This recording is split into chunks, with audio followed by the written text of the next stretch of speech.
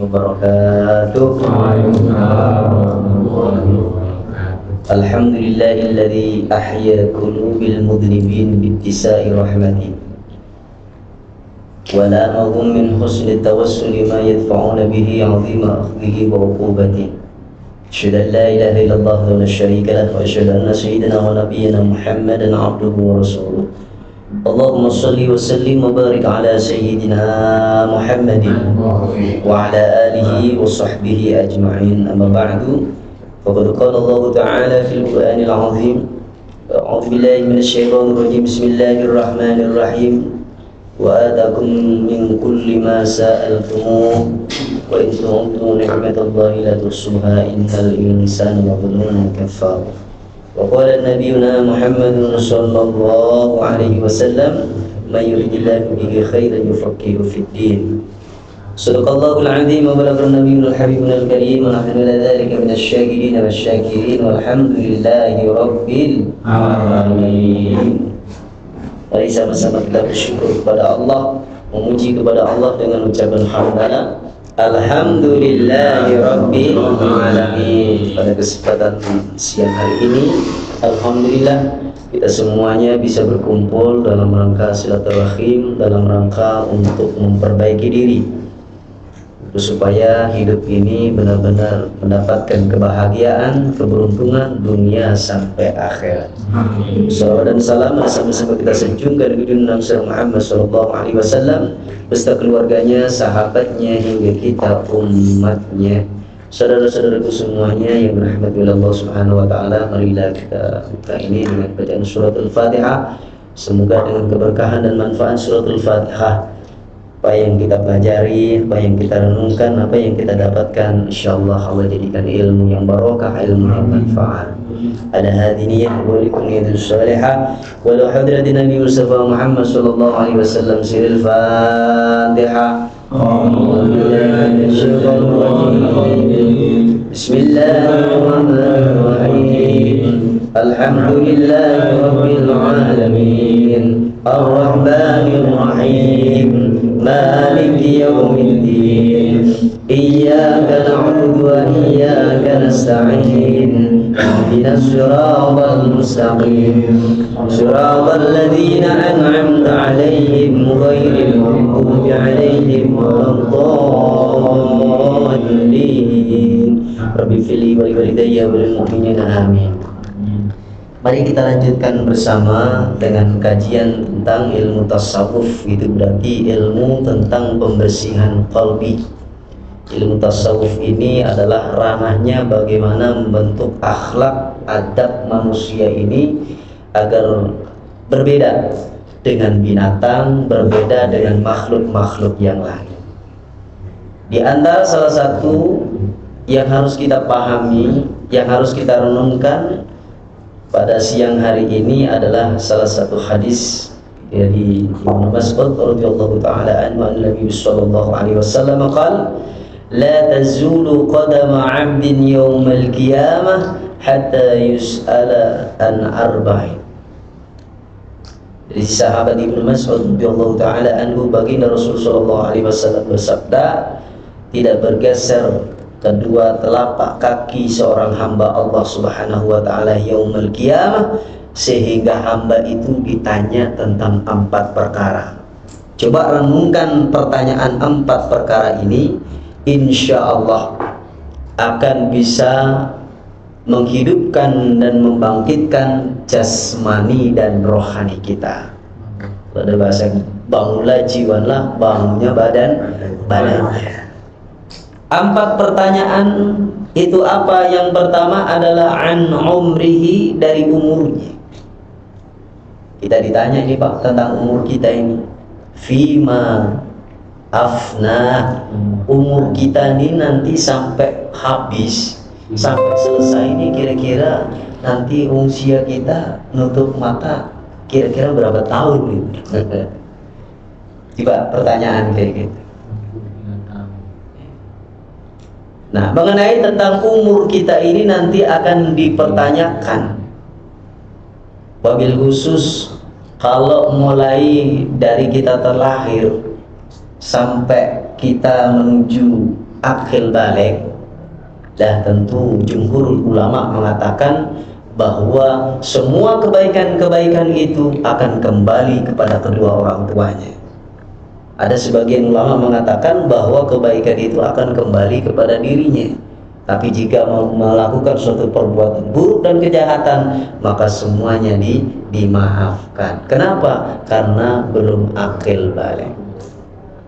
Nah, sekarang kita renungkan, karena kita udah pada dewasa, udah tua-tua ini ya. Salah satu yang sangat menarik sekali ketika kita membahas tentang umur, coba dikaji itu di dalam surat apa? Al-Ahqaf ayat 15. A'udzu billahi minasyaitonir rajim. Bismillahirrahmanirrahim.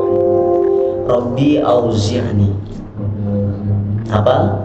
Rabbi auzi'ni an ashkura ni'mataka allati an'amta 'alayya wa 'ala walidayya wa an a'mala shalihan tardahu wa aslih li fi dhurriyyati inni tubtu ilaik wa inni minal muslimin. Jadi ketika waktu kita sudah memasuki umur 40 tahun, ini berumur tahun. Walaupun belum umur 40 tahun, mobil khusus ini udah menginjak usia umur 40 tahun. Minta kita kepada Allah Subhanahu wa taala diberikan ilham, diberikan bimbingan. Rabbi auzi'ni an ashkura ni'mataka allati an'amta 'alayya. Apa bimbingan yang pertama kali yang harus kita minta, wabil khusus kalau usia udah 40 tahun ke atas? Bimbingan supaya kita ini menjadi manusia yang bersyukur. Nih, masalahnya kalau konsekuensinya manusia yang kagak syukur, kan mensyukuri apa yang telah Allah berikan kepada kita, berarti kufur. Kalau kufur berarti apa? Inna adzabi lasyadid, maka penderitaan hidup selama-lamanya ada pada dirinya. Makanya ini 40 tahun ini bagaimana kita ini benar-benar menciptakan rasa syukur kita kepada Allah. Kalau kagak bisa mendatangkan itu rasa syukur kita kepada Allah Subhanahu wa taala, berarti hidupnya terancam menderita. Makanya sederhana, orang yang menderita itu adalah orang yang kagak bisa bersyukur kepada Allah Subhanahu wa taala. Sederhana syukur. Coba kita syukur, latih dengan lisan kita. Alhamdulillah. Alhamdulillah. Dilatih dengan ucapan kita. Coba kita syukur ini dilatih dengan qalbu kita. Diam aja. Setelah alhamdulillah, diam kita. Ya, diam. Diamnya bukan sembarang diam, tapi diamnya penuh dengan renungan. Ya kan? Sebagai salah satu renungan ketika waktu kita setelah alhamdulillahirabbil alamin. Pak, Bapak tadi makan apa ini?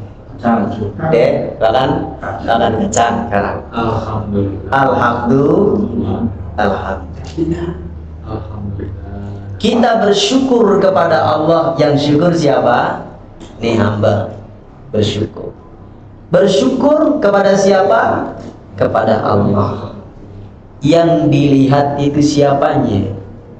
Jika seorang hamba bersyukurnya, yang dilihat adalah Al-Mun'im, zat yang memberikan nikmat, walaupun munculnya nikmat ini adalah dari kacang, maka adanya kacang dan tiadanya kacang ini akan senantiasa nongol terus di dalam qalbunya, terus nampak di dalam qalbunya.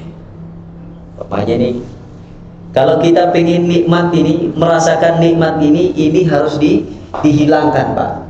Kalau ini tidak dihilangkan, kagak bisa nikmat. Ya kan? Dibuka, setelah udah dibuka, dimakan. Setelah udah dimakan, hilang nggak itu, Pak? Tinggal kulitnya. Setelah ini udah hilang, kemudian kita ngerasain nggak makan tadi ini? Makan masuk ke sini. Setelah udah masuk kayak begini, alhamdulillahirabbil alamin. Siapa yang menciptakan kacang? Allah. Kan? Siapa yang menciptakan itu rasa? Siapa yang merasakan bahwa kita ini Masya Allah nikmat benar dimakan kacang.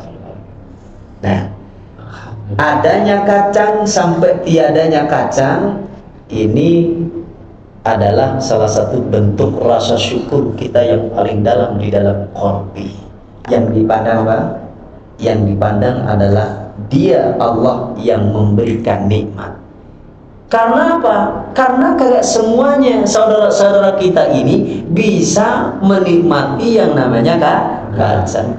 Kalau orang lagi asam urat kira-kira boleh makan kacang ini? Boleh.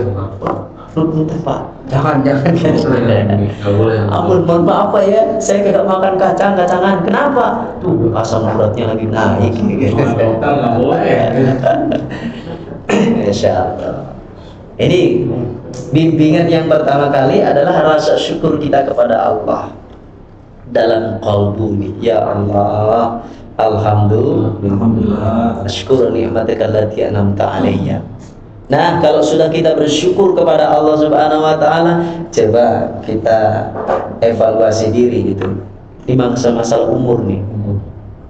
Setelah udah kita makan, nah bagaimana seluruh anggota badan ini? Setelah makan, setelah punya energi, setelah punya kekuatan dan daya, itu semuanya kita gunakan untuk apa? Makanya dikatakan oleh Nabi kita Muhammad SAW, khairun nas man tola umruhu wa hasuna amaluhu. Sebaik-baik manusia itu adalah orang yang panjang umurnya, baik amal. Coba bagi kita ini, perbuatan kita nih, mulai dari ujung rambut sampai kaki, itu apa yang kita bisa berbuat? Itu evaluasi apa? Evaluasi umur. Setelah udah kita berusaha bersyukur kepada Allah Subhanahu wa taala tentang diri ini, maka jangan lupa wa ala walidayya, dan kedua orang tua kita juga. Berikan ilham kepada diri kita yang paling dalam. Ya Allah, alhamdulillah diri ini ada ya Allah wasilah kedua orang tua. Diri ini bisa menikmatin ibadah, itu pun juga asal muasalnya adalah dari kedua orang tua. Makanya guru-guru sepuh kita ini, setelah kita melakukan suatu kebaikan, tolong jangan segan-segan amal ibadah kita ini kita hadiahkan kepada kedua orang tua. Jangan lupa, ya Allah, kebaikan ngaji ini ya Allah, sedekah ini ya Allah, kebaikan ini ya Allah, aku berikan dan aku persembahkan kepada siapa? Kepada kedua orang tua kita. Luar biasa. Kita aja bersyukur mengenai tentang umur, ingat sama siapa? Sama orang tua. Wa an a'mala shalihan tardahu. Pak, kalau kita bahas tentang amal soleh yang diridhoi oleh Allah Subhanahu wa taala, nah ini salah satu sebuah misteri, supaya kita dikasih ilmu sama Allah Subhanahu wa taala tentang amal soleh. Setelah punya ilmu, beramal soleh. Lah pertanyaannya, amal soleh yang diridhoi oleh Allah Subhanahu wa taala ini kira-kira yang mana yang membuat Allah benar-benar ikhlas ridha kepada kita? Itu disembunyikan. Begitu juga amal kemurkaannya, disembunyikan oleh Allah Subhanahu wa ta'ala. Sehingga orang-orang yang mensyukuri atas umurnya, mensyukuri atas umurnya, itu orang-orang yang senantiasa benar-benar ya Allah ya Rabb. Pokoknya nih, ada seorang yang lebih tua daripada kita, kita ngomongnya gimana? Ya Allah ya Rabb. Itu orang tua lebih banyak amal ibadahnya ya Allah daripada saya. Iya kan? Kemudian yang tua, balik enggak itu ucapannya? Ya Allah ya Rabb, benar, mungkin amalnya lebih banyak daripada saya, tapi dosa saya juga lebih banyak daripada dia. Perhatiin itu umur, ya, perhatiin itu umur. Ya Allah, umur ini luar biasa ternyata. Kalau ditanya, jujur, kita ibadah kepada Allah ini yang benar-benar bisa merasakan ibadah, kira-kira usia berapa? Ini sederhana itu. Jadi mulai sakit kan Ustaz? Iya, masya Allah. Di ibadahnya. Makanya kalau ada salah satu kalam yang muncul daripada guru-guru Thariqah itu. Jadi kapan kamu itu dianggap, mohon maaf nih, kapan kamu itu dianggap oleh Allah Subhanahu wa taala sebagai hamba yang benar-benar bisa beribadah? Jadi ketika apa? Ketika engkau ditawajuhkan, ketika engkau diperkenalkan kepada Tuhan yang selama ini cuman kamu sholat doang. Selama ini kamu itu Islamnya adalah cuman Islam keturunan, Islam ikut-ikutan, Islam KTP. Ketika kau sudah dipertemukan, diperjumpakan kepada Tuhanmu, mengerti dan memahami tentang Tuhanmu, baru kamu itu seakan-akan baru disunat. Ya kan, baru disunat, ya Allah. Jadi selama ini kamu tidur, ya kamu tidur. Nah, baru kamu dibangunin. Nah, itulah umurmu yang sebenarnya. Orang dikasih umur sampai 60 tahun, 70 tahun, 80 tahun. Kira-kira yang benar-benar umur yang produktif, umur yang benar-benar punya nilai yang bagus, itu kira-kira mulai usia berapa? Pikir itu. Injak umur kayak gitu. Mengenai tentang umur. Makanya nanti kalau habis ini pulang nanti dibuka surat Al-Ahqaf ayat 15 sebagai renungan. Renungan diri kita ini udah 40 tahun. Nah, itu luar biasa. Wa an a'mala sholihan tardahu wa aslih li fi dzurriyyati. Di dalam umur 40 tahun ini kita masih mikirin Pak dzurriyyah kita, keturunan anak-anak kita. Anak kita, cucu kita, nanti cucu kita ini bagaimana ya Allah? Doain supaya benar-benar kita punya keturunan yang baik. Nah, ini termasuk evaluasi daripada umur. Orang tua dulu aja masya Allah luar biasa. Nanam Pak pohon tadi kayak gini. Buat siapa ini? Buat cucu saya. Ya kan kakeknya udah meninggal dunia. Ini kira-kira pohon udah gede kan ya? Ya Allah, dulu siapa yang nanam Pak? Ini kakekmu dulu kayak begitu. Subhanallah. Itu orang tua-tua dulu itu luar biasa memperhatikan daripada apa? Anak keturunannya. Makanya saya bilang ini teman-teman kayak begini. Coba dah di rumah itu beli Al-Quran, beli yang terjemah atau beli hadis kayak begitu. Setidak-tidaknya walaupun itu kagak alim aja, dipajang aja. Di lemari, tanyain itu sama cucunya, Pak, itu kitabnya siapa? Itu kitabnya kakekmu dulu. Oh, berarti kakek luar biasa ya. Padahal biasa-biasa aja. Kan? Masya Allah. Setelah itu kemudian ini tentunya pada usia berapa kita ini benar-benar taubat kepada Allah? Baru taubat ini kepada Allah. Tubu ilallahi taubatan nasuha, yang sebenar-benarnya taubat. Yang tadinya begini udah dilepas itu semuanya dah. Pengen benar-benar taubat. Nah, yang terakhir dalam kajian itu adalah kapan kita ini benar-benar berserah diri kepada Allah. Artinya kalau berserah diri kepada Allah berarti sudah tidak lagi menentang Allah, tidak membangkang Allah. Apapun yang terjadi dalam dirinya itu dia terima, disikapi dengan baik. Oleh karena itu pertanyaan pertama ini tentang umur. Ini umur. Jadi yang umur yang penting berkualitas. Karena umur yang berkualitas inilah yang akan bisa membawa diri kita ini mendapatkan keberuntungan, kebahagiaan dunia dan akhirat. Bagi khusus tentang umur ini, ya kan, tidak memandang panjangnya umur atau pendeknya umur.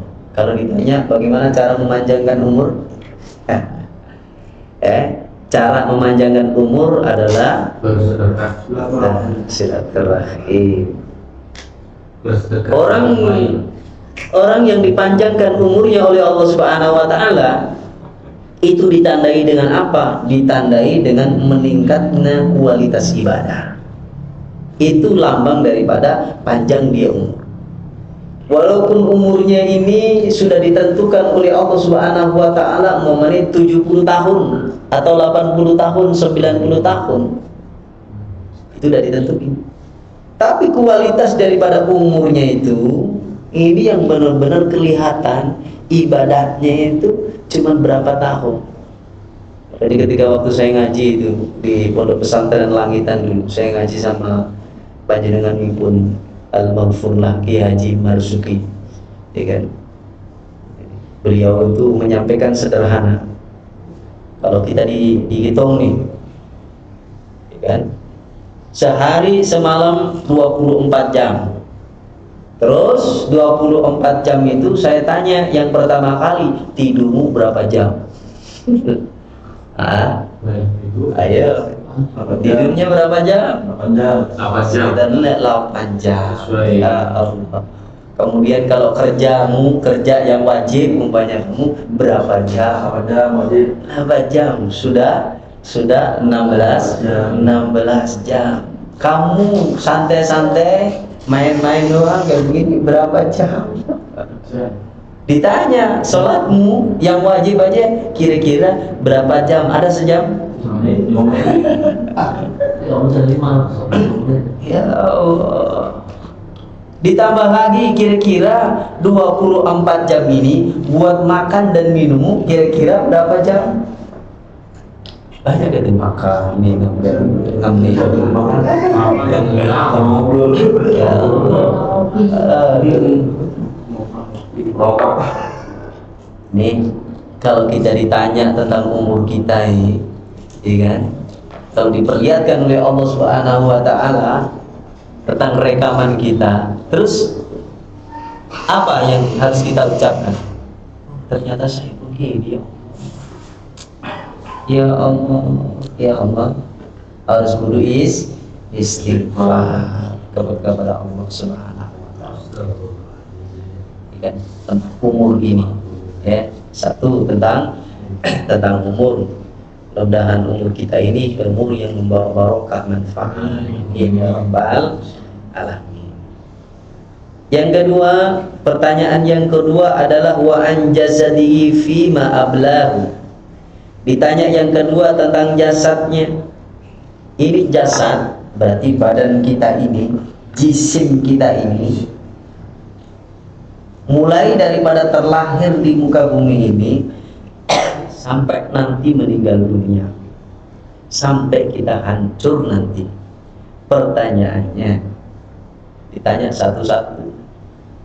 Kita dikasih mata, kira-kira matanya gimana melihatnya? Kita dikasih lisan, bagaimana ucapannya? Kita dikasih telinga, bagaimana kamu mendengarkan? Kita dikasih seluruh anggota badan beserta fungsinya ini, kau lakukan untuk apa? Jasad kita ini loh, bukan hanya cuman al-yawma nakhtimu ala afwahihim wa tukallimuna aydihim wa tashhadu arjuluhum bima kanu yaksibun, tapi seluruh badan kita ini nanti akan jadi saksi di hadapan Allah Subhanahu wa ta'ala. Coba merenungin kayak gini, pernah nggak mukul orang yang kagak bersalah? Pernah nggak menghina orang? Enggak begitu. Pernah nggak perut kita ini kemasukan barang-barang yang haram? Pernah nggak kaki kita ini melangkahkan ke jalan yang maksiat, yang tidak diridhoi oleh Allah Subhanahu wa taala? Merenung kita akhirnya kayak gini, ya Allah, kaki.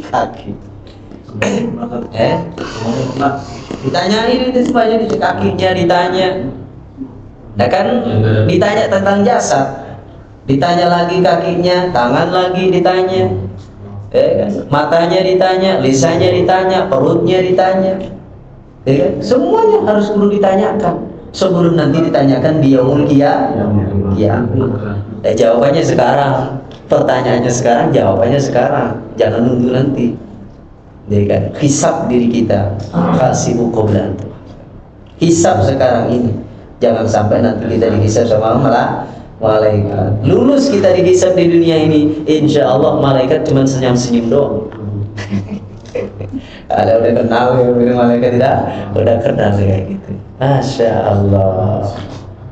Makanya kalau jasad ini, jangankan ini jasad ini dipertanyakan oleh malaikat. Ini bapak-bapak yang belajar tentang ilmu psikolog. Ilmu psikolog ceritanya lagi nanganin orang-orang yang dusta, lagi nanganin orang-orang yang nakal.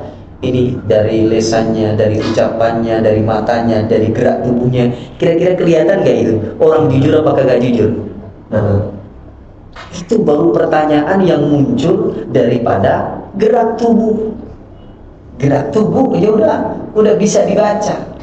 Nah pertanyaannya kita sekarang ini, agar supaya untuk membentuk pribadi yang sesadar-sadarnya, maka tanyakanlah wahai saudaraku pada saat hari ini juga, tanya sama tangan. Makanya biarin kayak orang gendeng nih, kayak orang gila gitu. Hai tangan, alhamdulillah ya, terima kasih.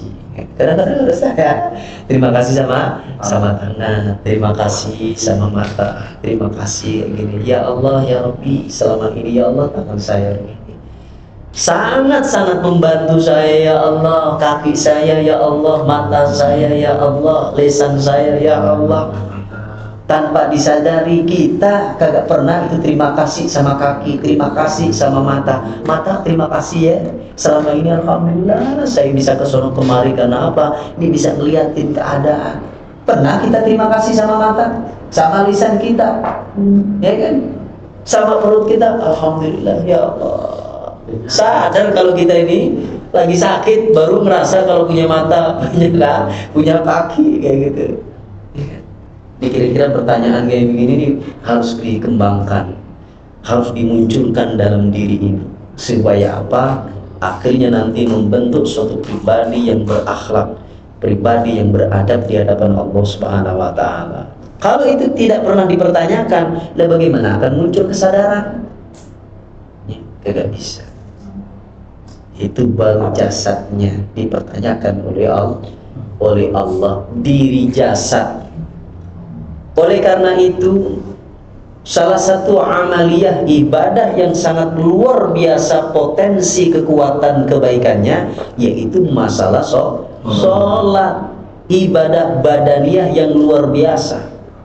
Makanya kalau orang yang sholat itu sebenarnya adalah untuk mensyafaati, untuk menolong dan membantu jasad ini, Pak.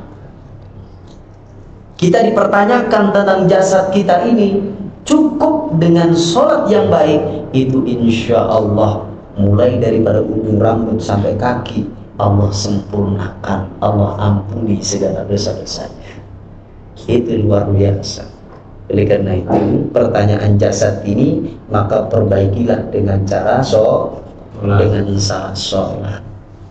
Insya Allah kalau dengan cara sholat kayak begini, jasad kita, badan kita, jisim kita ini akan mendapatkan pertolongan daripada Allah Subhanahu wa taala.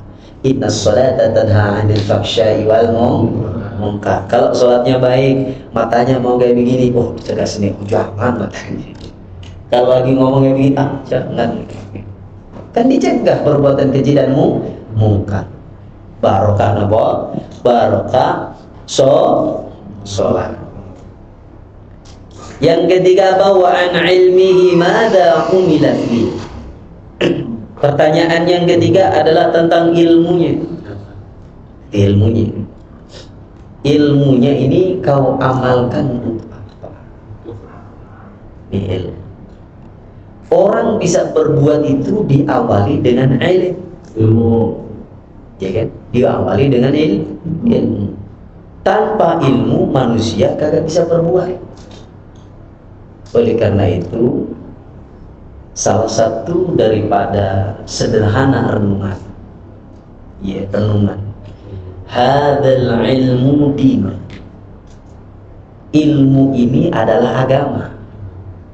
Fanzuru dan lihatlah kalian semuanya, amma ya'khuduna dinakum. Dari mana kau mengambil itu ilmu atau agama itu? Itu sebuah renungan yang harus kita tancapkan di dalam diri diri kita dan diri siapa? Anak-anak kita. Ilmu itu adalah agama. Maka lihatlah dan periksalah, amatilah, renungilah kepada siapa kamu itu belajar. Ya kan? Makanya ini kalau salah gurunya, salah pembimbingnya, ya udah, siapa yang mau bertanya-tanya? Ya kan? Siapa yang mau bertanggung jawab di hadapan Allah dunia dan akhirat? Makanya kagak semudah itu kita belajar. Makanya kalau kita belajar, ya kan, di YouTube dia belajar ini bagus nggak bagus. Tapi kalau YouTube kayak begini nih, mamanya kayak gitu, kagak bisa itu memahami diri kita, bener. Tapi kalau manusianya kita punya, ya paham, oh begini dan begitu, dan kita bisa bertanya. Oleh karena itu, tentang ilmu harus diperhatikan daripada sanad keilmuannya dari guru-gurunya. Insyaallah, kalau kita mendapatkan ilmu yang barokah, ilmu yang manfaat, setidak-tidaknya pahami cuma satu, ilmu hujah. Ilmu hujah ini adalah ilmu yang jelas ketentuan daripada Allah Subhanahu wa taala dan Rasulnya di dalam Quran dan hadis. Dibuat hujah yang disebut dengan ilmu zahir, ilmu syariat. Kayak begini dalilnya apa? Oh gini. Boleh nggak? Boleh disampaikan. Kenapa? Karena ada dalil qat'i, dalil yang jelas. Itu baru apa? Ilmu zahir, ilmu syariat, ilmu jasmani. Ada yang kedua ini adalah ilmu qalbi, ilmu hati, yang biasa dengan ilmu nafi. Nah, ini ranah tasawuf. Ilmu qalbi ini adalah ilmu yang benar-benar bisa membangkitkan qalbiyah kita, ya kan? Membentuk suatu pribadi yang berakhlak. Contoh begini, sederhananya, ilmu qalbi. Kalau bapak-bapak, ibu-ibu lagi mau sholat nih, kalau zahirnya kita mengangkat kedua tangan seraya mengucapkan takbiratul ihram, cukup nggak itu? Cukup. Tapi kalau ilmunya itu ilmu qalbi, ya kan, maka harus disertai dengan akhlak dan adab. Apa itu adabnya? Isyarah tangan mulai dari bawah, ala nusuf, dari alam yang rendah menuju ke alam mulia, alam yang tinggi. Laksana kita berani meletakkan, meninggalkan urusan dunia menuju kepada urusan akhir, seraya ditandai dengan mengangkat kedua tangan kita. Tuh. Itu bedanya. Dan kita cuma ngangkat doang, ngangkat harus disertai. Gerakan itu harus koneksi dengan akal dan pikirannya dan hatinya, seraya apa? Berani meletakkan urusan dunia, apapun bentuk urusan dunianya, kita menuju kepada alam akhirat, alam mulia, alam yang tinggi. Allah. Udah beda. Berarti apa? Gerakannya itu bukan sekadar cuman gerakan yang kosong, tapi gerakan yang berisi.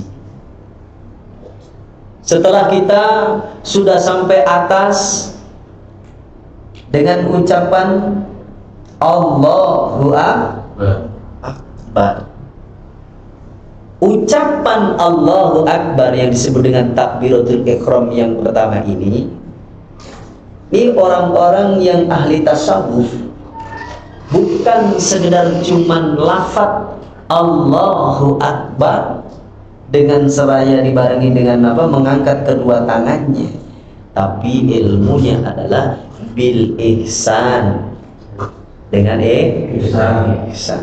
An ta'budallaha ka'annaka tarahu fa illam takun tarahu fa innahu yaraka. Kalau kita mengucapkan Allahu Akbar, kira-kira yang normal siapa nih? Katanya Allah Maha Besar. Kira-kira yang paling besar yang mana? Makhluknya atau yang menciptakan makhluk? Ya Allahu Akbar, kayak begini masih ingat semuanya. Nah itu berarti kagak benar. Kagak benar. Kagak benar. Subhanallah. Ini ilmu maksudnya. Ini ilmu. Ditanyakan ilmu kita. Ilmu kita ditanyakan oleh Allah Subhanahu wa taala. Setelah kau diberi ilmu oleh Allah Subhanahu wa taala, kau amalkan untuk apa? Ilmu. Oleh karena itu penting kita ini koreksi diri. Apa yang kita dapatkan dari ilmu pengetahuan, walaupun cuma ini balighan di wala ayat, walaupun cuma satu ayat, alhamdulillah amalin sebisa mungkin. Udah kayak begitu. Al ilmu tahdiful amal, ilmu itu adalah nelpon amal. In ajabahu, jika apa? Jika dijawab. Wa ila, jika ilmu itu kagak dijawab, irtahala, dia akan berangkat lagi. Kira pulang aja deh, daripada saya kagak diamalin. Ulang lagi gitu. Masya Allah. Makanya ketika waktu ditanya tentang ilmu, ini ilmu ini ditanya tentang ilmu sederhana, ya kan? Ilmu kita ditanya oleh Allah. Mulai dari apa? Mulai dari kita proses belajar. Proses belajar ditanya oleh Allah Subhanahu wa taala. Kau mendapatkan ilmu ini, ya kan? Dengan cara apa? Ini, kau dapatin ilmu itu dengan cara apa? Karena banyak ada orang yang mendapatkan ilmu kesaktian dengan cara apa? Puasa, pati geni, aja. Kan ditanya sama Allah. Kau dapatin ilmu ini dengan cara apa? Dengan cara kagak tidur sehari semalam, umpamanya. Kau dapatin ilmu ini dengan cara apa? Dikasih wapak Dan lain sebagainya. Saudara saya pengen dapat ilmu listrik katanya. Ketika puasa mengeluarkan itu dulu, tapi apa misalkan dia bisa membantu orang pakai listrik itu, dengan listrik dan punya dia bisa berbagi ke orang lain itu. Itu nanti ditanyakan. Hakikat ilmu itu semuanya adalah dari Allah, dari Allah Subhanahu wa taala. Malaikat aja gak punya ilmu. Qaul subhanaka la ilma lana illa ma 'allamtana. Kagak ada ilmu yang dimiliki oleh malaikat kecuali apa yang telah Allah ajarkan kepada malaikat. Jadi ilmu itu hakikatnya Allah yang punya. Cuman ini yang ditanyakan, itu dari mana kau dapetin? Caranya bagaimana? Kalau kamu caranya itu udah salah, itulah yang nanti akan berpengaruh. Berpengaruhnya di situ. Cara kamu bagaimana kau dapetin itu ilmu? Oke kan? Itu beda. Pokoknya ini yang ahli masak. Pokoknya yang ahli masak. Masak daging, ya kan, daging. Pokoknya kita bikin rendang atau apa, atau pengen ini ngerebusin ini daging. Daging ini yang bagus, itu airnya mendidih dulu, baru dimasukin, atau airnya adem langsung dimasukin. Itu beda. Beda. Makanya yang bagus itu airnya mendidih baru dimasukin, itu baru yang benar, ya kan? Yang benar. Kalau salah repot. Ini ilmu, kita bahas ilmu. Orang bikin rendang, ya kan? Orang bikin rendang ini masak nih. kadar daripada panasnya itu, panasnya api itu harus kudu stabil. Kira-kira kalau kayak begini diaduk sampai berapa jam? Kalau maksimal, kalau cuma 1 jam 2 jam kayak begini ya udah mateng. Cuman kalau suruh maksimal kagak bisa. Itu orang Padang kalau ngaduk kayak begini sampai berapa jam itu? Ya kan sampai 5 jam 6 jaman kayak begitu baru maksimal kayak gitu. Ya kagak mudah basi. Ya kan? Kagak mudah basi. Berarti apa? Yang diperhatikan adalah ilmunya. Kita lagi masak pakai gas LPG, kita pakai gas kayak air dan apa itu minyak tanah, kita pakai lagi, jadi pakai listrik, atau kita pakai lagi itu pakai kayu atau arang, pakai lagi sampah-sampah. Kira-kira kualitas masakan itu sendiri ada nggak bedanya? Ada. Tentu beda. Berbeda. Nah, ini yang saya maksud itu adalah ilmu. Orang kalau masak yang terbaik itu sebenarnya masaknya dengan pakai kayu. Itu yang terbaik. Walaupun itu masak nasi, ya kan, beras sendiri masak ini akhirnya jadi nasi. Itu kalau masaknya pakai kayu, orang-orang tua dulu kita ini di kampung pakai kayu, kira-kira rasanya gimana ya? Sedap banget gitu. Iya. Punya lama. Iya. Beda.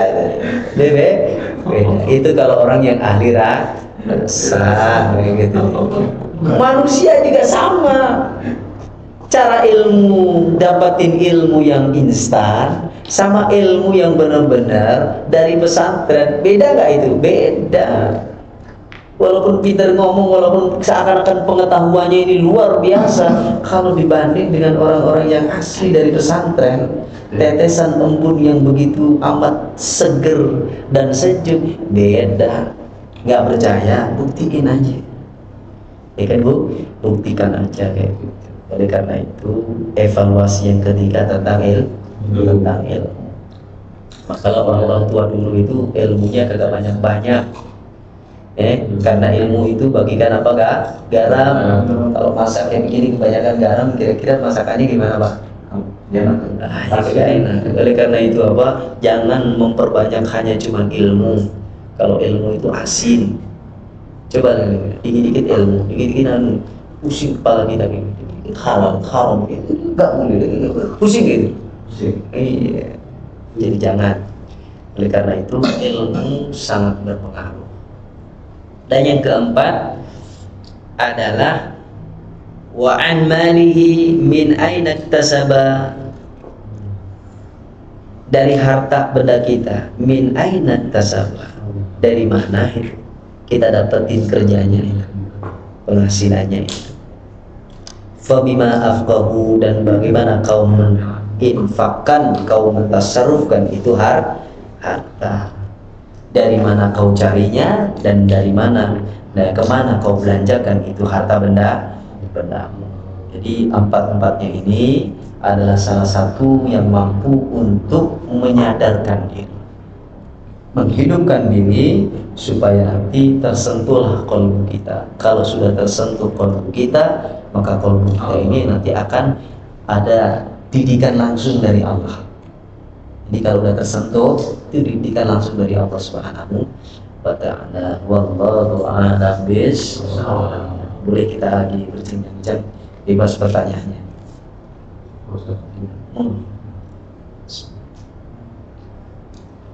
Assalamualaikum warahmatullahi wabarakatuh. Waalaikumsalam. Ya, Ustaz, tadi terkait dengan masalah ilmu, kalau Rasulullah bilang ilmu itu ilmunya dilaku. Seperti itu Ustaz. Nah, yang ingin saya tanyakan dari kasar agama sendiri, kasar Islam itu Ustaz, sejak kapan sih kita ini sepertinya sudah menimba ilmu, sudah belajar tentang ilmu? Karena kita tahu sendiri bahwasanya kalau sesuai dengan tradisi, mulai dari Lauhul Mahfuz ini, kita kan sudah mengaji hari lahir dan lain sebagainya. Kira-kira kita ini mulai umur berapa itu kita sudah menimba ilmu untuk belajar? Iya benar. Jadi jawabannya sederhana. Kalau hakikat daripada ilmu itu mulai proses alam ruh itu sudah ada pelajaran ilmu. Alastu birabbikum qalu bala syahidna, itu udah proses. Tapi yang dimaksud dalam kajian ini proses daripada alam rohani itu sampai ke alam dunia, ke alam rahim sampai ke alam dunia ini, itu semuanya harus disempurnakan. Ya, kemudian kalau pertanyaannya kapan orang itu belajar tentang ilmu? Belajar tentang ilmu yaitu ketika waktu mata dan telinganya sudah mulai berfungsi, itu belajar ilmu. Dasarnya apa? Ini Allahu akhrajakum min butuni ummahatikum la ta'lamuna syai'a. Allah Subhanahu wa taala mengeluarkan dirimu dari perut ibumu la ta'lamuna syai'a, kagak ngerti apa-apa. Wa ja'ala lakumus sam'a wal absara wal afida, dan Allah jadikan itu pendengaranmu, penglihatanmu, hatimu ini. Lah, dengan tiga itulah saatnya orang itu belajar. Jadi menggunakan apa? Menggunakan itu, dia belajar. Mata, telinga, dan hatinya itulah belajar. Nah, orang yang bisa memfungsikan mata, telinga, dan kalbinya itu, dia biasanya sudah yang disebut dengan tamyiz. Tamyiz itu udah bisa bedain, oh ini merah, oh ini begini dan begitu. Belum akil balik. Sehingga ketika waktu akil balik, kalau sempurnanya menurut Imam Syafi'i 15 tahun, itu baru dia udah mulai belajar yang serius. Yang tadinya cuma apal-apalan doang, cuma bisa-bisanya doang, semakin bertajam lagi, tajam lagi. Sampai nanti pada endingnya itu manusia harus benar-benar mengerti dan mengetahui tentang siapa sebenarnya Tuhannya. Wa fi anfusikum afala tubsirun. Jadi nanti endingnya kajian tentang ilmu tasawuf tadi. Bagaimana kau temukan Allah atau Tuhanmu, Allah dalam dirimu, Muhammad dalam dirimu, Adam dalam dirimu, Hawa dalam dirimu. Nah, itu nanti belajar. Makanya kalau proses utlubul ilma minal mahdi ilal lahdi, ya kan? Kalau bahasanya kayak gitu kan, bahasa hadis, tutuplah ilmu mulai daripada ayunan ini sampai ke liang lahat. Bahkan itu guru-guru rohani mengatakan kalau kamu tidak tuntas itu di dunia menemukan dan memahami tentang Allah Subhanahu wa taala, itu sampai nanti kalau di alam barzah, di alam kubur, tetap harus kudu belajar. Memang ada nanti belajarnya di sini, ada nanti belajar lagi, diajarin lagi, nanti diajarin lagi kayak gitu. Bahkan kalau orang-orang tua dulu, pejabat dulu gak begitu, akhirnya jadi apa itu namanya, balik lagi itu, nitis lagi gitu.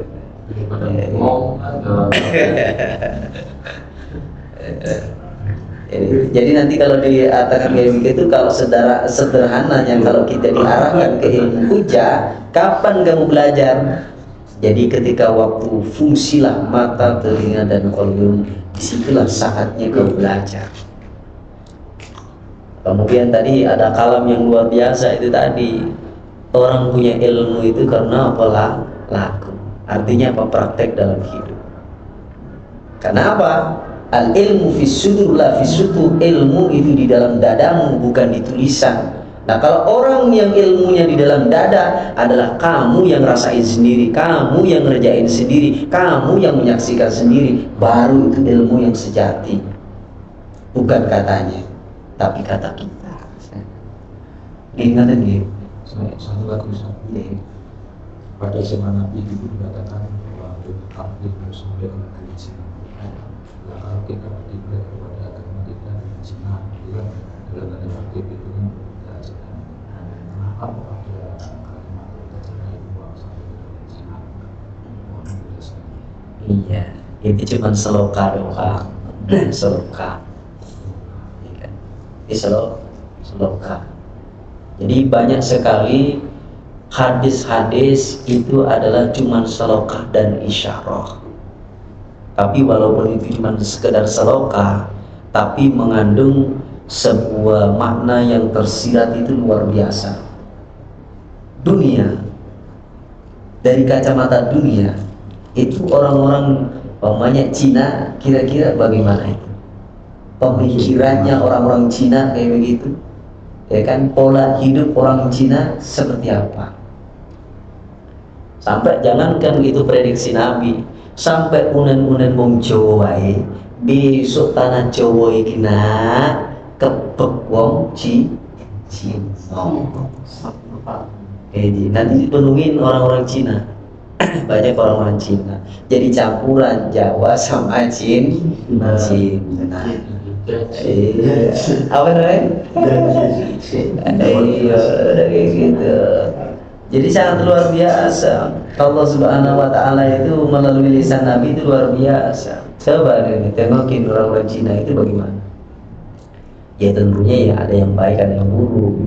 Tapi pola pikirnya itu kayak apa orang Cina? Cara dagangnya orang Cina bagaimana? Kira-kira ada nilai lebih nggak daripada orang-orang yang lain? Orang Sunda, orang Jawa, banyak orang Cina. Kan yang suka nih belajar sama orang Cina sangat luar biasa. Jadi itu hanya cuma sekedar isyarat dan simbol-simbol sanepan. Ya sanepan. Kalau sanepan ini wong Jawa, nah belajar iki ojo atu-atu, belajar karo awak dhewe. Belajarlah terhadap dirimu sendiri. Kok bisa gitu Mbak? Iya. Kalau kamu belajar sama orang lain, itu masih tidak menutup kemungkinan ada kebohongan, kecurangan, dan kedustaan. Tapi kalau kamu belajar terhadap dirimu sendiri, kira-kira yang bohongin siapa? Berarti kamu sendiri kan yang bohong.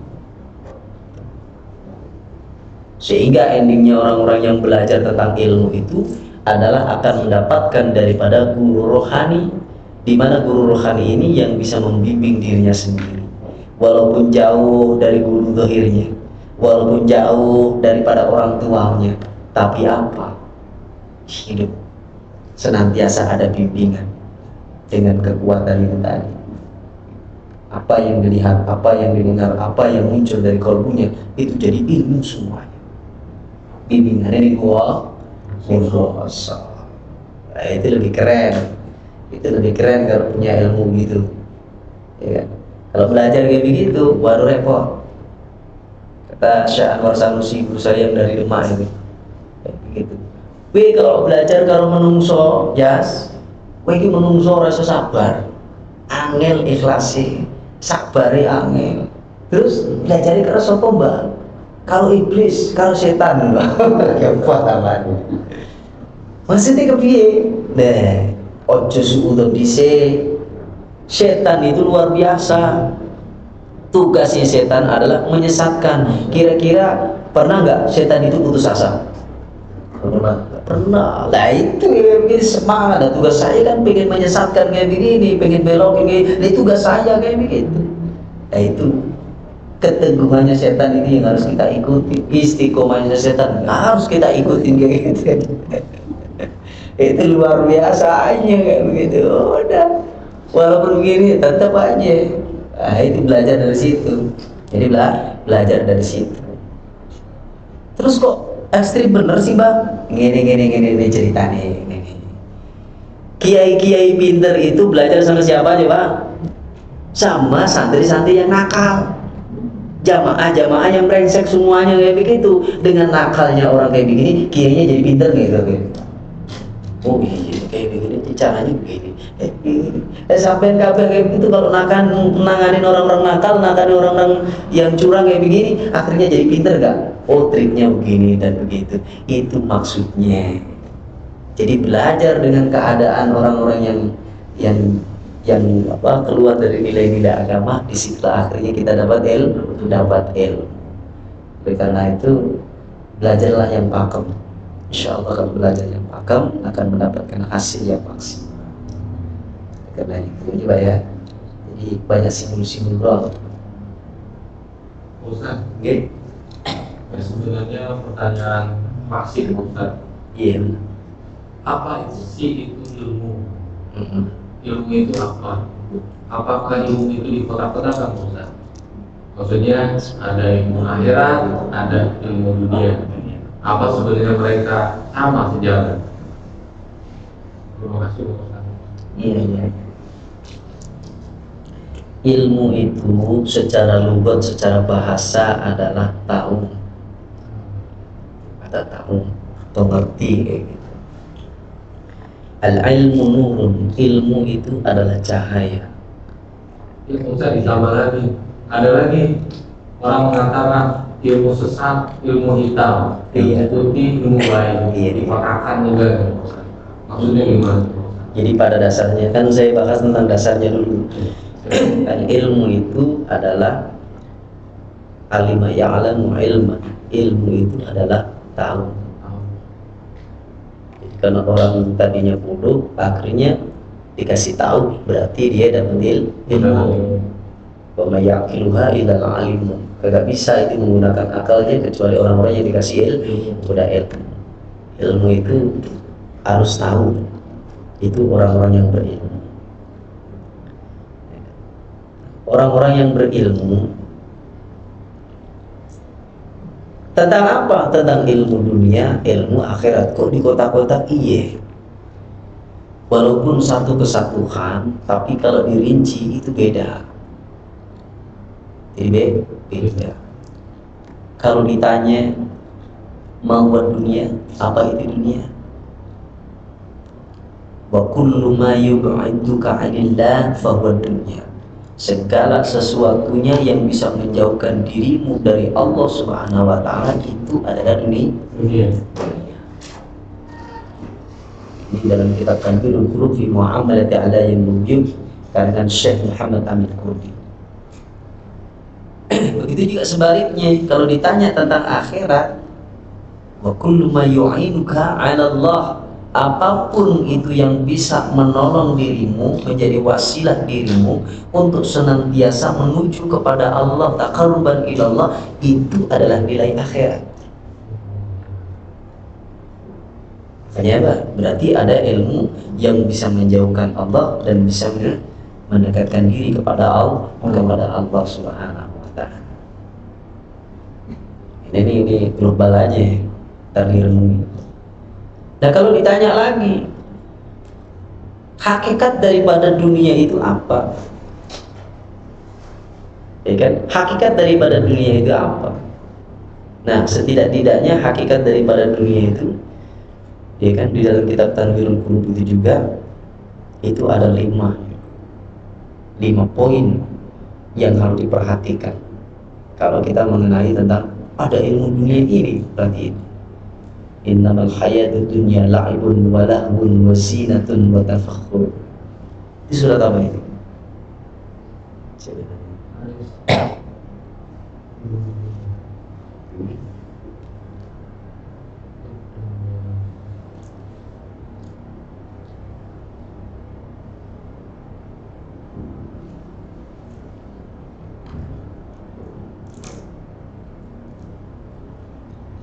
Karena di masyarakat itu ada stigma begini Pak Ustaz. Gak usah belajar matematik, itu mah ilmu dunia. Belajar tahfiz Quran aja yang akhirat. Nah itu Ada stigma begitu yang berkembang. Itu Padahal ya kalau menurut saya matematik juga penting. Duh, matematika itu juga ilmu akhirat. Salah aja ilmu waktu kan, saya pakai mati. Jadi itu nanti kalau ada Pak Dede ya. ingin tahu nanti tentang seputar ilmu dunia, itu nanti dibuka surat Al-Hadid ayat 20. Al-Hadid ayat 20. Innamal hayatud dunya la'ibun wa lahwun wa zinatun wa tafakhurun bainakum, ya kan, wa tafakhurun bainakum wa takathurun fil amwali wal aulad. Itu dunia. Kalau kamu pengen mengerti tentang dunia, ya kan, begitu dunia ini sangat luar biasa, dunia mazraatul akhirah. Nah kalau kamu kagak beres dunianya, jangan ngomong akhirat. Dunianya kamu aja kagak bisa lulus, ngomong-ngomong akhirat itu sudah pakem. Dunia kamu tuntaskan dengan baik, secara otomatis kebukalah pintu akhirat. Kalau kamu dunia aja kagak bisa rapi, dunianya kagak bisa tuntas, maka akhiratmu kagak bisa kebuka. Itu bohong itu. Oke. Jadi suatu kebohongan. Makanya itu ini, i'lamu annamal hayatud dunya, ketahuilah sesungguhnya kehidupan dunia ini adalah la'ibun, permainan, walahun sedagura, wazinatun, cuman hiasan, wa tafakhurun bainakum, cuman ada kebanggaan, saling bangga membanggakan, wa takatsurun fil amwali wal aulad, cuman pengen memperbanyak daripada anak dan harta kekayaan. Nah kalau di dunia pintar bermain, kira-kira luar biasa enggak? Oh, tempatnya bermain, tempatnya senda gurau, tempatnya hiasan. Nah kalau berhias sendiri kayak begini, waduh soalnya begini, Allah aja maha indah dan lain sebagainya. Oleh karena itu, kalau ditanya tentang dunia, itu jawabannya Al-Hadid ayat 20 itu lengkap. Sempurna dia melakukan 5 itu, maka sempurnalah dia benar-benar mempelajari tentang isi dunia. Isi dunia. Oleh karena itu kalau dalam kajian tentang ilmu tasawuf, yaitu tadi segala sesuatunya yang bisa menjauhkan dirimu kepada Allah Subhanahu wa taala itu adalah dunia. Dibalik, segala sesuatunya yang bisa menolong dirimu untuk menuju kepada Allah itu adalah akhirat. Oleh karena itu ya dibalik. Berarti ada kalanya dianggap ini dunia tapi akhirat. Kan dibolak-balik. Itu tujuannya Ustaz. Jadi koneksi kayak gini. Itu yang paling penting. Makanya jangan tertipu. Jangan tertipu. Oleh karena itu ini penting. Ya kan? Dasarnya luar biasa. Ditambah lagi pertanyaan tadi. Kok ada ilmu hitam, ilmu putih, ilmu ini, umumnya gitu. Nah, itu istilah itu munculnya dari mana? Nah, kembali lagi adalah dari caranya. Itu ilmu keluar dari mana? Kalau keluar ilmu itu keluar dari orang hamba-hamba yang soleh, orang-orang yang taat kepada Allah dan Rasulnya, berarti itu ilmunya ilmu baik. Atau muncul sesuatu yang luar biasa yang disebut dengan ma'unah, yang disebut dengan karomah, yang disebut dengan mukjizat. Tapi kalau ada sesuatu yang luar biasa, munculnya orang yang gagal benar, berarti disebut sihir atau disebut dengan ihana. Tahu ihana? Jadi ihana itu adalah sesuatu yang dihinakan oleh Allah. Pokoknya kayak begini nih, orang-orang yang tukang santet dengan kayak begini, itu pada akhirnya nanti matinya juga karena main-main kayak gitu. Saupun nanti mesti mundur, itu adalah ihana. Dia kan ihana. Makanya berarti itu adalah dari mana kau munculkan itu semua. Jadi disitulah nanti akan mempengaruhi daripada nama. Ilmu itu berasal dari Allah Ustaz. Iya, terus Cuma caranya itu Ustaz. Caranya itu yang membuat dia berani guru hitam dan putih. Iya. Ya seperti hanya kita ini kalau air keluar dari mata, air apa namanya? Kalau misalnya di masyarakat kan Ustaz fenomenanya gini, dukun ilmu hitam, hitamnya seperti itu. Tapi dia buat nolong orang gimana Ustaz? Nah ini Maksudnya, kita harus kembalikan. Jangankan itu dukun yang gak jelas, sekalipun itu kiai, sekalipun punya pesantren, ya kan? Pada dia mohon maaf. Kamu yakini nggak itu sebuah ayat?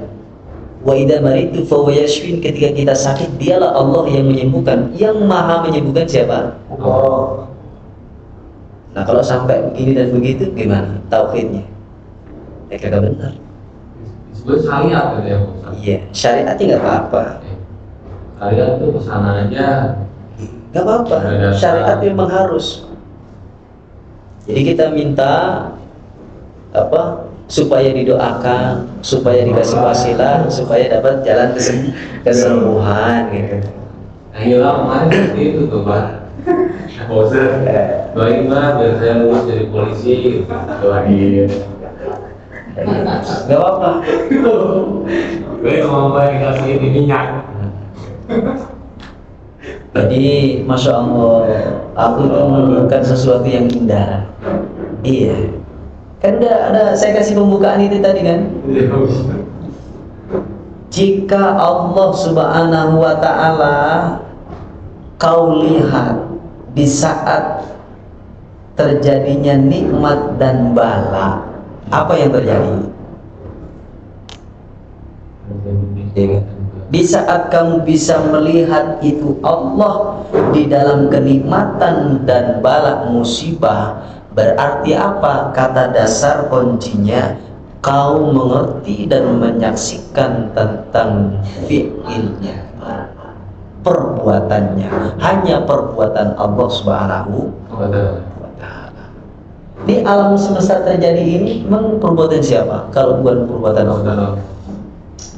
Asaba min musibatin fi ardi wa fi anfusikum dan illa fi kitabim min qabli an nabra'aha. Ya kan? Semuanya ini udah ditulis. Siapa kerjaan siapa itu? Kerjaan Allah Subhanahu wa Ta'ala. Makanya oleh karena itu tetap aja harus hati-hati. Harus hati-hati, jangan sampai suudzon. Kalau suudzon bahaya. Kan suudzon bahaya. Ini kadang-kadang beda cuma istilah. Orang-orang dulu kejawen, nih mohon maaf. Orang-orang dulu kejawen, orang dulu kejawen itu beliau pakai apa? Pakai upah. Terus pakai menyan.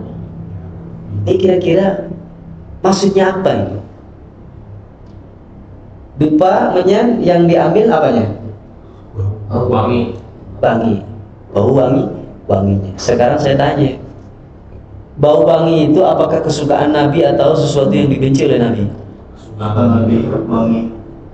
Nah, itu kata dasarnya.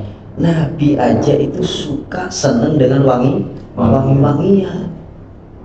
Karena dianggap wangi itu, orang-orang Jawa umumnya ini dan itu, terserah, yang penting wangi. Jadi itu kadang ini kagak menyempurnakan daripada unsur anasir dalam diri manusia. Itu yang dibakar api. Jadi bagaimana menghidupkan api yang ada dalam diri? Ya kan? Berarti ada berapa ini? Kalau kita bakar itu dupa gitu. Kayu. Jadi kan ada kayunya, Api. ada apinya kayak begitu. Ada apinya, kemudian ada asapnya. Jadi itu lambang. Jadi menghidupkan daripada sebuah unsur-unsur itu, menciptakan sebuah menghidupkan unsur-unsur yang di alam jagat raya ini, ya kan? Nah kalau dalam Quran itu fa inna matwallu fathamma wajhullah, di mana kau hadapkan itu wajahmu, di situ ada Allah. Ada unsur Allah Subhanahu wa Ta'ala. Nah karena orang tua dulu itu animisme, dinamisme, karena diyakini begini-begini, apa yang diyakini akhirnya jadi kenyataan. Itu dianggap Tuhannya. Padahal ya kagak salah dia, kagak salah. Karena apa? Di situ ada unsur Allah, perbuatan Allah di situ, sehingga hadirlah ajaran baginda Rasulullah SAW, akhirnya menyempurnakan itu semuanya. Keyakinan kita, ikut kita ini langsung kepada Allah. Jangan kau sekutukan dengan benda. Benda ini tetap aja makhluk, iya kan? Allah ini berbeda dengan segala makhluknya. Ini kadang-kadang tipis ini, beda tipis, ya kan? Beda tipis. Oleh karena ini tauhidnya kita harus ini kalau kagak waduh, tergelincir. Ya tergelincir. Oke. Terima kasih. Air itu apa? Yang bawah. Ini maksud ada. Jam berapa nih? Apa? Ibu mau nanya? Sebelum diakhiri? Belum ya pertanyaan. Masya Allah. Pertanyaan lagi. Saya tuh kadang sholat suka kurang fokus. Terus? Gimana caranya biar fokus gitu? Iya. Kadang-kadang apa ya, terlintas pemikiran, oh ini dan ini kayak itu. Iya. Akbar. Kalau masak. Sederhana, orang-orang kalau pengen kalau sholatnya itu supaya nanti khusyuk, maka ibu harus memperbaiki daripada tata cara wudhunya, mulai dari wudhu. Jadi wudhunya diperbaiki dulu, kesempurnaan wudhu, sunnah-sunnahnya wudhu itu diperbaiki dulu. Setelah udah diperbaiki semuanya, ya kan, nanti buktikan. Nah, ibu kalau pengen sholatnya lebih baik dan berkualitas lagi, coba nanti pahami gerakan dan bacaan. Gerakan dan bacaan, perhatikan lebih baik bacaan dan Bismillahirrahmanirrahim. Di lisan kita berbicara nih, ngomong kayak begini, telinga kita dengerin. Telinga, siap nggak kamu dengerin omongan saya? Alhamdulillahi Rabbil Alamin. Itu telinga kita, bu, dengerin suara kita sendiri. Nah, kalbu kita ini dengerin getaran bacaan Al-Quran. Ini kira-kira udah ada rasa belum? Jadi lebih dikembalikan lagi kemana? Ke ucapan dan perbuatan kita. Itu nanti akan mulai nanti tersentuh.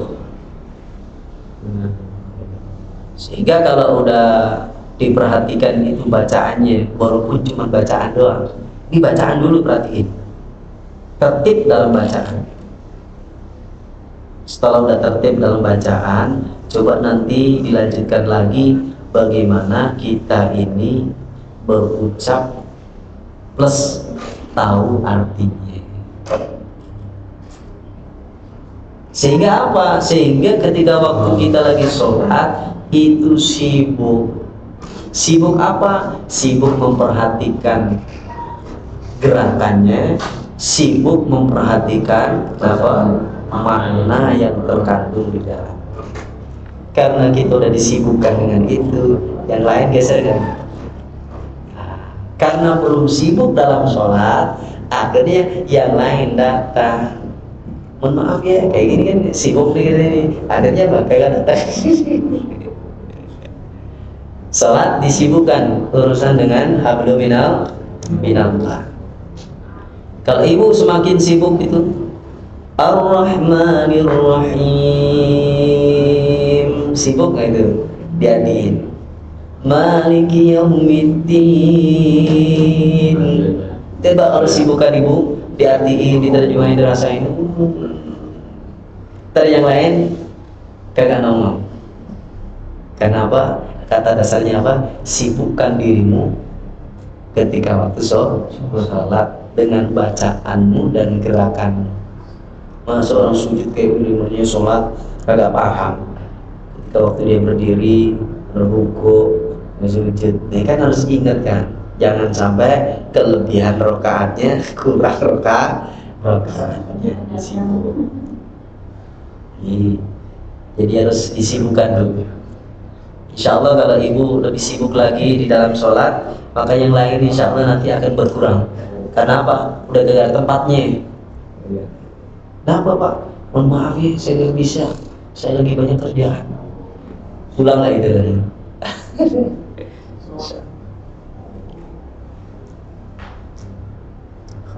Sambil dimakan nggak waktu Anda?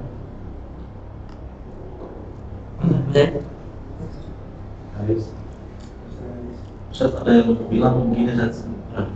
Kan kita ketika berjamaah itu kan disuruh merapatkan dan urusan, Ustaz. Terus ada yang bilang, nanti ada setan masuk situ, Ustaz. Berarti bagus setan masuk ke sholat, Ustaz. Gimana, Ustaz? Logiknya gitu. Itu ada salah satu peserta yang bilang kayak gitu. Bagus lah setan ikut sholat gitu.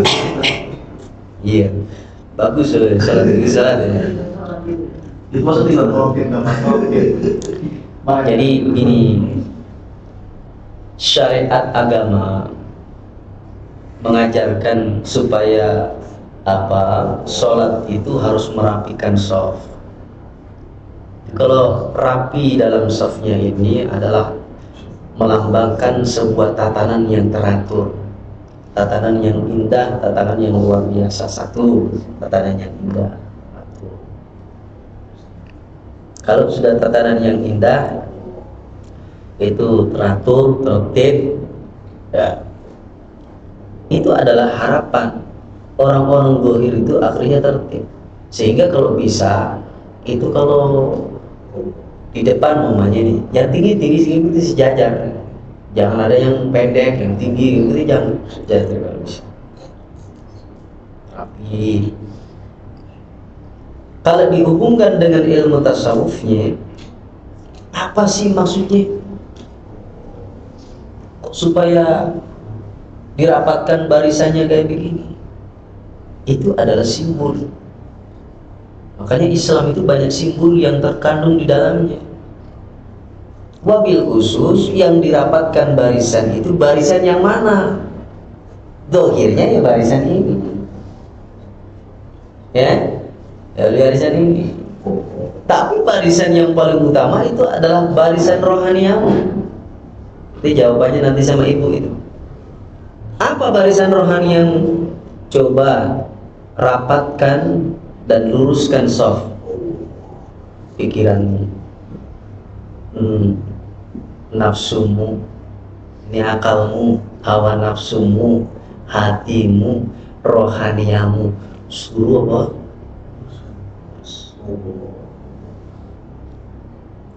Jangan shaf kayak begini. Kalau shaf kayak begini gampang lurusin kayak begitu.